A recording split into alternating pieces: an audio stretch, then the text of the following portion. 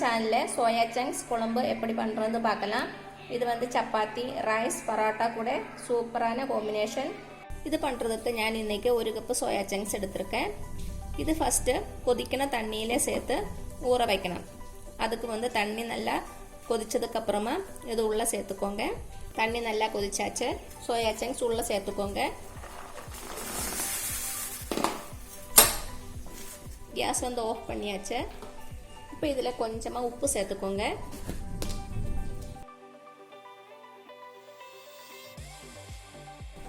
நல்லா மிக்ஸ் பண்ணிக்கோங்க.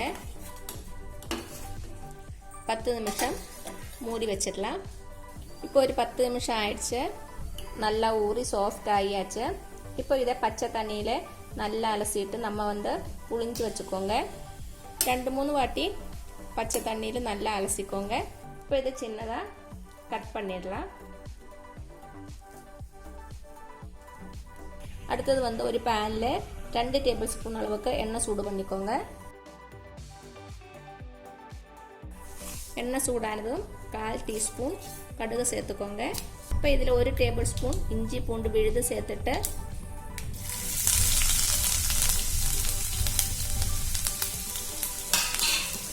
நல்லா கலந்துக்கோங்க. கூடவே கொஞ்சம் கறிவேப்பிலையில் 2 பச்சை மிளகாய். இப்போ இதில் 2 வெங்காயம் சின்னதாக கட் பண்ணி வச்சுருக்கேன், அது சேர்க்கலாம். வெங்காயம் கொஞ்சம் நேரம் வதங்கட்டும். கொஞ்சமாக உப்பு சேர்த்துக்கோங்க. அப்போ வெங்காயம் வந்து சீக்கிரம் வதங்கிடும். மீடியம் ஃப்ளேமில் வச்சு வதக்கிக்கோங்க. வெங்காயம் நல்லா வதங்கி கோல்டன் ப்ரௌன் ஆனதும் இதில் மசாலா எல்லாம் சேர்க்கலாம். 1/4 டீஸ்பூன் மஞ்சள் தூள், 1 டீஸ்பூன் மிளகாய் தூள், 2 டீஸ்பூன் மல்லித்தூள்,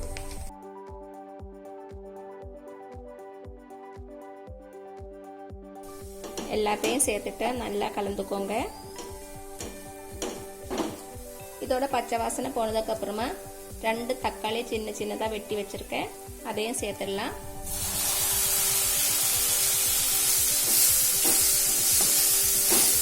நல்லா மிக்ஸ் பண்ணிக்கோங்க. நல்லா மிக்ஸ் பண்ணியாச்சு.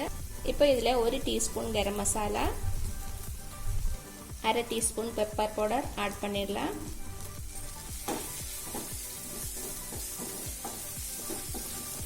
இப்போ இது லோ ஃப்ளேமில் 2 நிமிஷம் மூடி வச்சுக்கோங்க. 2 நிமிஷம் ஆயிடுச்சு.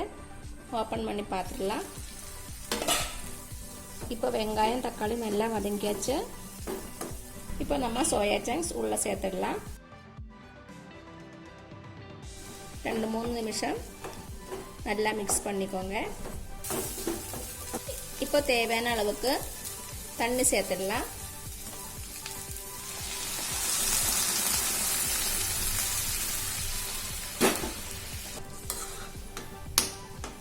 இப்போ தேவையான அளவுக்கு உப்பு சேர்த்துக்கோங்க. நல்லா கொதிக்கட்டும். நல்லா கொதிச்சாச்சு. இப்போ இது ஒரு 10 நிமிஷம் மூடி வச்சு வேக வச்சிடலாம். 10 நிமிஷம் ஆயிடுச்சு. ஓப்பன் பண்ணி பார்த்துடலாம். உப்பு வந்து செக் பண்ணிக்கோங்க. கடைசியாக கொஞ்சமாக கறிவேப்பிலை ஆட் பண்ணிக்கோங்க. கொத்தமல்லி இருந்தால் அதுவும் போட்டுக்கலாம். நல்லா மிக்ஸ் பண்ணி விட்டுட்டு கேஸை வந்து ஆஃப் பண்ணிடலாம். இது மூடி வச்சுட்டு கொஞ்சம் நேரத்துக்கு அப்புறமா சர்வ் பண்ணிக்கோங்க. அப்போ தான் டேஸ்ட்டு நல்லாயிருக்கும். அவ்வளோதான், டேஸ்டியான சோயா சங்க்ஸ் குழம்பு ரெடி ஆயிடுச்சு. கண்டிப்பாக வீட்டில் ட்ரை பண்ணி பாருங்கள். உங்களுக்கு இந்த வீடியோ பிடிச்சிருந்துச்சுன்னா மறக்காமல் சப்ஸ்கிரைப் பண்ணுங்கள், லைக் பண்ணுங்கள், ஷேர் பண்ணுங்கள். தேங்க்யூ.